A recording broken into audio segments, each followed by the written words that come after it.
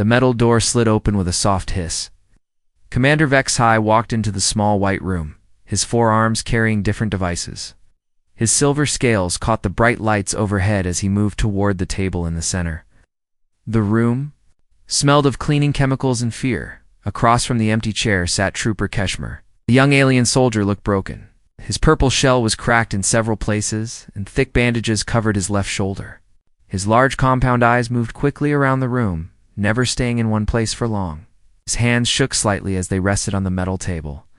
HFY set his equipment down carefully. Small black box, with blinking lights, a datapad, and a strange helmet with wires coming out of it. He pulled out his chair and sat down slowly, studying the young soldier across from him. "Trooper Keshmer," HFY said in a calm voice. "I am Commander HFY from Military Intelligence. We need to talk about what happened at Crimson Ridge." Keshmer's eyes finally stopped moving. They focused on the commander with a look of pure terror, sir. "I already told the doctors everything I remember. The humans... They were not normal. They were something else." The commander picked up the black device and pressed a button. Red lights began blinking in a pattern. "This will record everything you say and think. High Command needs to understand how we lost 200,000 soldiers to 50,000 humans. The numbers make no sense. Numbers never mattered too." Them Keshmer whispered. His voice was so quiet that HFY had to lean forward to hear him. "They did not fight like any species in our databases. They fought like they wanted to die." HFY made notes on his datapad. "Start from the beginning. Tell me about the approach to Earth." Keshmer closed his eyes for a moment. When he opened them again, they were filled with something the commander had never seen before in a Zephyrian soldier. It was not just fear, it was respect mixed with horror. "We came out of hyperspace 3 days before the attack," Keshmer began. "The fleet was huge. 200 ships carrying the best soldiers in the Empire. We had been fighting across the galaxy for 50 years. We had never lost a major battle." The commander nodded. He knew the 47th Assault Battalion's record. They were elite troops who had conquered 12 different worlds. The humans had built their last base on a hill covered with red rocks. That is why we called it Crimson Ridge. From space, it looked like a small fort made of metal and concrete. Our computers said it would take maybe 2 hours to destroy it completely. Keshmer paused and rubbed his wounded shoulder. "Intelligence told us the humans were a young species. They had only been in space for about 50 years. Their weapons were basic, bullets and explosives mostly. Some energy weapons they had stolen from other species. We thought they would surrender when they saw our fleet, but they did not surrender." HFY said, writing more notes. "No, sir. They did something much worse. They sent us a message." The commander looked up from his pad. "What kind of message?" Keshmer's mandibles clicked together nervously. It was a sound his species made when they were very scared. A human male appeared on our main screen. He was young, maybe 25 in their years. He had brown hair and blue eyes. He was smiling, sir. He introduced himself as Captain Alex Turner, said his people had been waiting for us, thanked us for coming so far to visit their world. Then he said something that made our computer experts very confused. HFY put down his pen. "What?" "Did he say? Said we've prepared a warm welcome for you. Please land wherever you feel most comfortable. We promise you will remember this day for the rest of your lives." The commander thought about this. Most species would threaten or beg when facing impossible odds. They would not invite their enemies to attack. Our generals laughed, Keshmer continued. They thought the humans were being sarcastic. General Vextron said it proved that the humans were too stupid to understand how much danger they were in. He ordered the full assault to begin immediately. You were part of the first wave. "Yes, sir." 5th Company, 2nd Platoon. We loaded into the dropships feeling very confident. The briefing said we would be fighting scared farmers and shopkeepers who had picked up guns. We expected them to run when they saw real soldiers. Keshmer stopped talking and stared at the wall behind the commander. His breathing became faster. "What happened during the landing?" HFY asked gently. "The first sign that something was wrong came when we reached the atmosphere. Usually, primitive species try to shoot down our ships with whatever weapons they have. The humans did nothing. It let all of our ships land exactly where we wanted. Seems tactically foolish. That is what we thought too. We landed in perfect formation around their base. 20,000 soldiers in the first wave, with more coming every few minutes. Our heavy weapons were set up within an hour. We had them completely surrounded.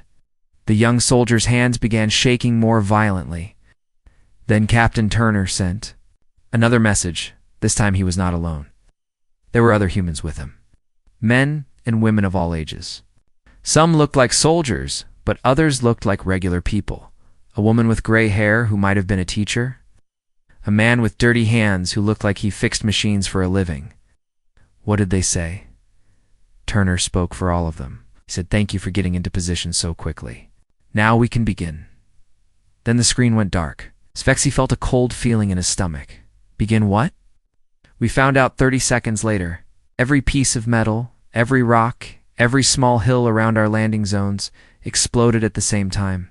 The noise was so loud it damaged our communication equipment. The ground shook like an earthquake. The commander stopped writing. The humans had mined the entire area. Not just mined, sir. They had turned the whole battlefield into one giant weapon. Later we learned that a human engineer named Lisa Carter had spent weeks placing explosives in places we could not detect. She had help from others. Bob Harrison, Amy Foster, Chris Adams, regular people who became bomb makers. Keshmer's voice became very quiet again. 3 of our companies disappeared in the first explosion, just gone. When the smoke cleared, there were huge holes in the ground where our soldiers had been standing. Surely that was when you pulled. Back to regroup? No, sir. That was when we learned the most important thing about humans. They do not think like we do. While we were still confused and scared from the explosions, they attacked us. The recording device beeped softly, indicating it was still working. Commander Vexai realized he was gripping his pen so tightly that his knuckles had turned white. Attacked? While outnumbered 4-1, Keshmer nodded slowly. They came out of their fort shooting and screaming. Not screaming in fear, sir. Screaming in joy, like they were happy to finally fight us.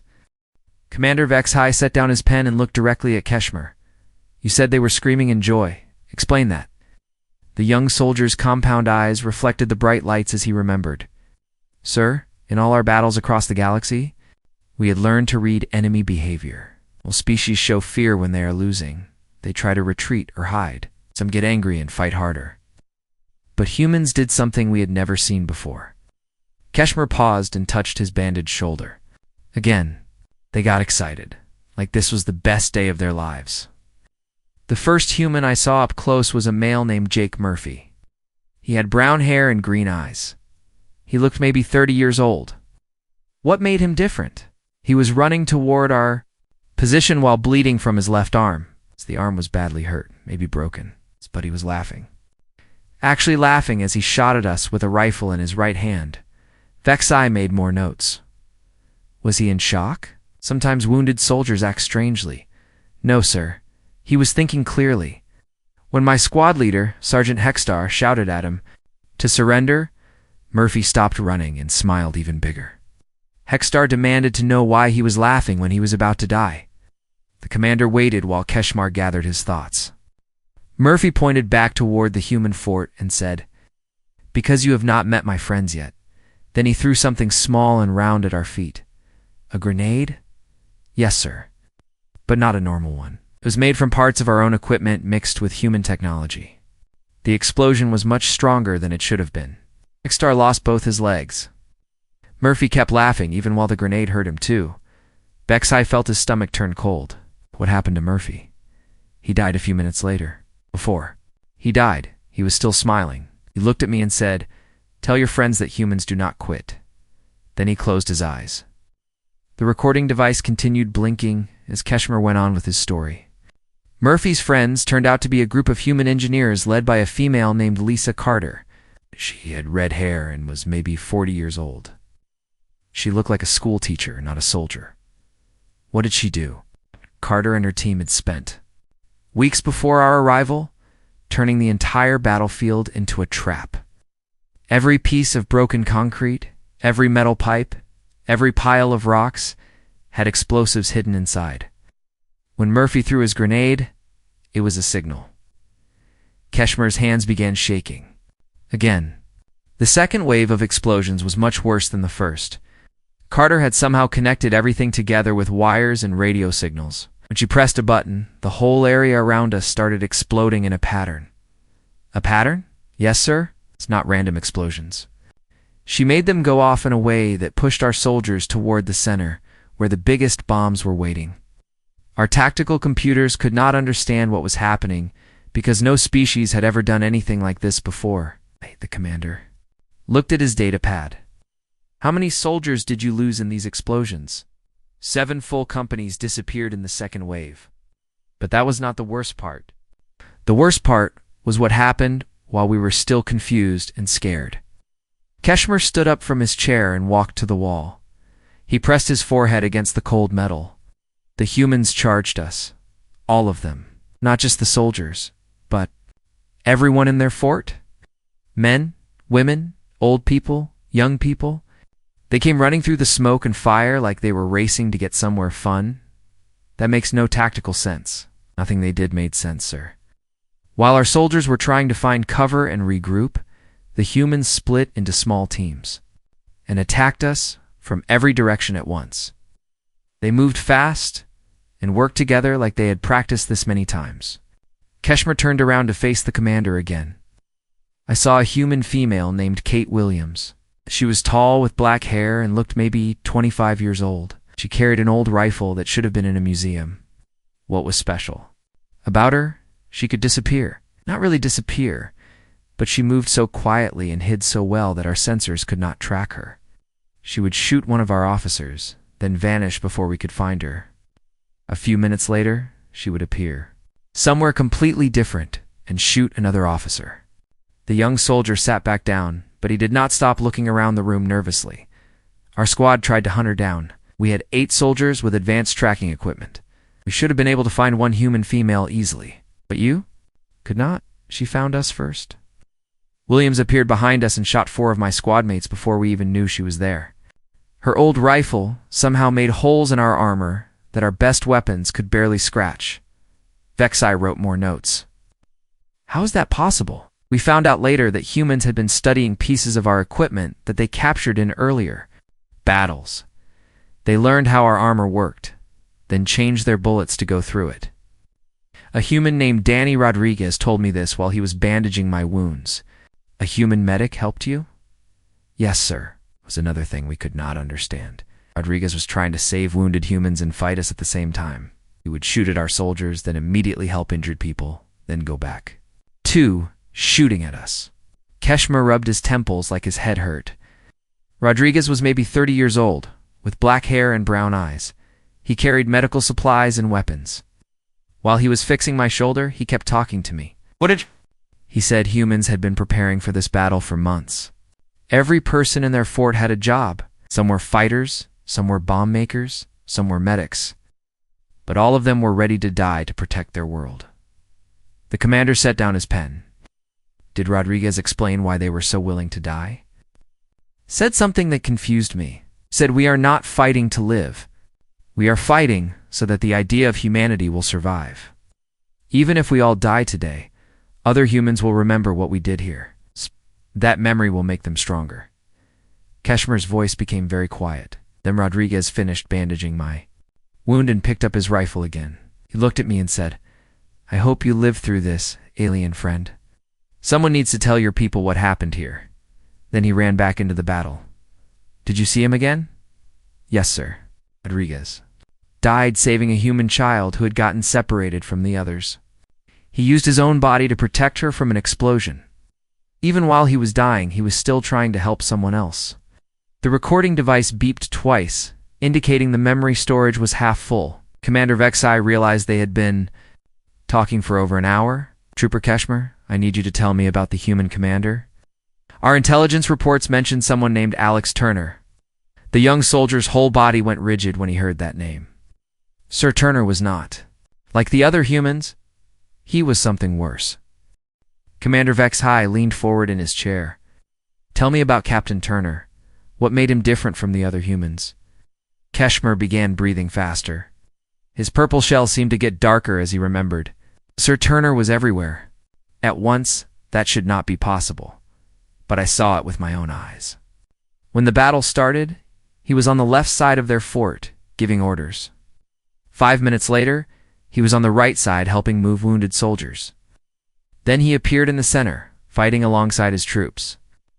Perhaps there were multiple humans who looked like him? No, sir. It was the same person. Turner had a scar on his left cheek and bright blue eyes. He wore a jacket with his name written on it. Computers tracked him using facial recognition. The same human was in 12 different places during the first hour of fighting. Vexai made notes on his datapad. How did he move so quickly? We never figured that out. Turner seemed to know exactly where he was needed most. When a group of our soldiers broke through the human lines, Turner would appear to stop them. When human soldiers needed help, Turner would be there to give it. Keshmer stood up and walked around the small room. The strangest thing was not how fast he moved. It was how he made the other humans fight. Explain that. Right. Most military commanders lead through fear or discipline. They give orders and punish soldiers who do not obey. Turner was different. He led through something our species does not really understand. The young soldier paused at the window that looked out into space. Turner made his soldiers want to fight for each other, not for victory, not for glory, but because they loved the people fighting beside them. Commander Vexai stopped writing. Love? In a battle? Yes, sir. I heard Turner talking to his troops during a break in the fighting. A human named Paul Johnson had been badly wounded. Johnson wanted to keep fighting, but Turner ordered him to rest. Johnson argued that the others needed him. Keshmer turned away from the window. Turner put his hand on Johnson's shoulder and said, Paul, we are not just fighting to win this battle. We are fighting to make sure the galaxy remembers what humans can do when they work together. Your job now is to live and tell that story. What did Johnson say? He started crying, human soldier crying because his commander cared about him. Then Johnson said, Yes, sir, but promise me something. Promise me that if I die here, you will make sure my family knows I died protecting something important. Keshmer's mandibles clicked together again. Turner promised. Then he helped Johnson get to the medical area where Danny Rodriguez was taking care of wounded humans. The commander made more notes. Did Turner have any special weapons or equipment? No, sir. He carried the same rifle as the other humans, but he used it better than anyone else. I watched Turner shoot 5 of our soldiers in less than 10 seconds. Each shot hit exactly where it needed to hit. That sounds like enhanced aim technology. We thought so too. But when we examined his rifle later, it was completely normal. No computer assistance, no targeting systems, just an old human weapon that Turner had practiced with for many years. Keshmer sat back down and looked at the recording device. Turner also did something that made our tactical computers crash. What was that? He gave captured alien weapons to his soldiers and told them to figure out how to use them. Most species need months of training to operate our equipment. The humans started using our weapons in less than an hour. Vexai put down his pen. That is impossible. I thought so too, sir, but I saw it happen. Human named Chris Adams found a plasma cannon that one of our soldiers had dropped. Adams looked at it for maybe 20 minutes, then started shooting it at our vehicles. Adams had training with plasma weapons. No, sir. We learned later that Adams fixed cars for a living before the war. But somehow, he understood how our technology worked just by looking at it. He even made the plasma cannon more powerful by connecting parts from a human generator to it. The young soldier's voice became filled with fear again. Adams was not the only one. A human female named Amy Foster took apart one of our communication devices and built a jamming system that blocked our radio signals. Before the war, she taught small children how to read. Commander Vexai felt confused and frightened. How could teachers and car mechanics understand our technology so quickly? I asked Turner that question during a temporary ceasefire. He was helping to carry wounded soldiers, both human and alien. Turner looked at me and said something. I will. Never forget. What did he say? He said, friend, humans have a saying, necessity is the mother of invention. When our families are in danger, we can learn to do anything. Keshmer rubbed his wounded shoulder. Then Turner asked me a question that made me think. He said, "Why did your people come here? What did Earth do to threaten your empire?" What did you tell him? I told him the truth. Earth had not threatened us. The High Command wanted Earth's resources and location. Turner looked sad when I said that. He said, "So you came here to take our home away from us? Now you understand why we fight so hard? We have nowhere else to go." The recording device beeped softly. Commander Vexai checked the time and saw they had been talking for over 2 hours. "Trooper Keshmer, our reports showed that the human resistance should have collapsed after 6 hours of fighting. What kept them going?" "Turner, sir. Every time our forces gained ground, Turner would appear with a group of humans and push us back. He never seemed to get tired or scared. When human soldiers were about to give up, Turner would remind them of what they were protecting." "What were they protecting? Each other, sir?" Turner had pictures of all his soldiers and their families. He knew everyone's name, everyone's story. When a human named Bob Harrison was killed, Turner made sure that Harrison's wife, Lisa Carter, knew exactly how her husband had died protecting their home. Keshmer's voice became very quiet. Carter cried for exactly 1 minute. Then she picked up Harrison's rifle and kept fighting. She said Turner had promised her that Harrison's death would mean something important. Did Turner make similar promises to other soldiers? Yes, sir, to all of them. Turner told every human that their sacrifice would become a story that other humans would remember forever. He said that even if they lost the battle, they would win something more important. What could be more important than victory, legend, sir? Turner said that humans do not just fight wars, create myths that inspire future generations. He said that every alien soldier who survived this battle would tell the story of human courage to their own people. The commander looked at his notes and realized something disturbing. Turner had been right. The story of Crimson Ridge was already spreading through the Zephyrian military. Soldiers were having nightmares about human fighters who refused to surrender. "Trooper Keshmer, we need to talk about the final assault. How did 50,000 humans defeat 200,000 Zephyrian soldiers?" Keshmer closed his eyes and took a deep breath. When he opened them again, Commander Vexai could see that the young soldier was about to tell him something terrible. "Sir, the final assault began at dawn on the 3rd day. By that time, we had lost over half our soldiers. The humans had maybe 5,000 fighters left. General Dexron was angry and embarrassed. He ordered every remaining soldier to attack at once. That should have ended the battle quickly. Yes, sir. That is what we all thought. 120,000 Zephyrian soldiers against 5,000 humans. The numbers were impossible. But Turner did something that broke every rule of military strategy." Commander Vexai prepared to write more notes. "What did he do? He ordered his people to attack us first. While we were getting ready for our final assault, the humans came out of their fort and charged directly at our main force. The commander stopped writing. They charged, outnumbered 24-1. Yes, sir. Turner led them personally. He ran in front, carrying a rifle in one hand and a human flag in the other. Behind him came every human who could still fight. Men, women, old people, teenagers were all screaming at the top of their voices. Keshmer stood up and began walking around the room again. But they were not screaming in fear or anger. They were singing a human war song, something about their home and their freedom. Turner's voice was the loudest. Even while he was shooting at us, he was singing about protecting the things he loved.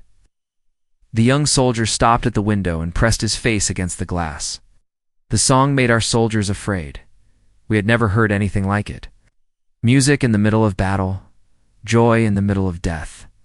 What happened when the humans reached your lines? Everything went wrong for us. Humans fought like they had already accepted death, that made them unpredictable. Our computers could not calculate what they would do next, because they chose the most dangerous option every time. Keshmer turned back to face the commander. I saw a human sergeant named Paul Johnson fighting with 2 rifles at the same time. Johnson had been wounded in the leg, but he kept moving forward. He shot 6 of our soldiers while singing that same song. How did one human defeat 6 trained soldiers? Johnson did not fight to live, sir. He fought to take as many of us with. him as possible. When our soldiers tried to capture him alive, Johnson would do something crazy like jumping into the middle of a group of enemies. The recording device beeped again, indicating it was nearly full. Commander Vexai realized this was the most important part of the story. Tell me about the final moments of the battle. Keshmer's hands began shaking violently. The end came when Turner decided that words were not enough. He wanted to show the galaxy what humans could do. What do you mean? There was a human dropship that had been damaged early in the battle. It could not fly properly, and its weapons were broken. The pilot was a female named Maria Santos. She'd been trying to fix it for 3 days. The young soldier sat back down, but his eyes never stopped. Moving around the room, Turner went to Santos and asked her if the ship could make one more flight. Santos said maybe, but it would probably crash. What did Turner tell her to do? He pointed at our command ship, which was floating above the battlefield. Turner said, Maria, I need you to deliver a message to their leadership. Can you do that for me? Keshmer's voice became very quiet. Santos looked at the command ship, then at her broken dropship, then at Turner. She smiled and said, Captain, it would be my honor. Commander Vexai felt his stomach turn cold. She crashed her ship into your command vessel. Yes, sir. Not just crashed. Santos somehow made her broken engines work at exactly the right moment. She flew through heavy fire from our defensive guns. Our best pilots could not have made that flight with a working ship. How did she succeed? Santos did something our computers said was impossible. She used the ship's damaged engines to fly in a pattern that confused our targeting systems. The ship moved like it was falling, then suddenly climbed, then fell again. Keshmer's mandibles clicked rapidly. Our gunners could not track her because the ship was not flying in any recognizable pattern. Santos was making up her flight path as she went along. What happened when she reached the command ship? Santos sent a message to all our frequencies right before impact. She said, this is for Earth. Remember our names. Then her ship hit our command vessel right in the bridge. The young soldier put his head in his hands. General Vexron and his entire staff were killed instantly. The command ship crashed into 3 of our support vessels. We lost all our leadership in 30 seconds. Commander Vexai set down his pen. His hands were shaking now too. What did the remaining human forces do after that? They kept fighting, sir. Even though Santos had died, even though they were surrounded, even though they had no chance of survival, Turner rallied the remaining humans for one final charge. How many humans were left? Maybe 2,000? They were outnumbered 50-1. But Turner made them believe they could still win something important. Keshmer looked directly at the commander. Turner told his people that they had already won the real battle. He said that every alien soldier who lived through this day would tell the story of human courage to their own species. Is that what happened? Yes, sir. Turner was right. Humans died, but their legend lived. Every Zephyrian who survived Crimson Ridge has nightmares about human soldiers who refused to quit.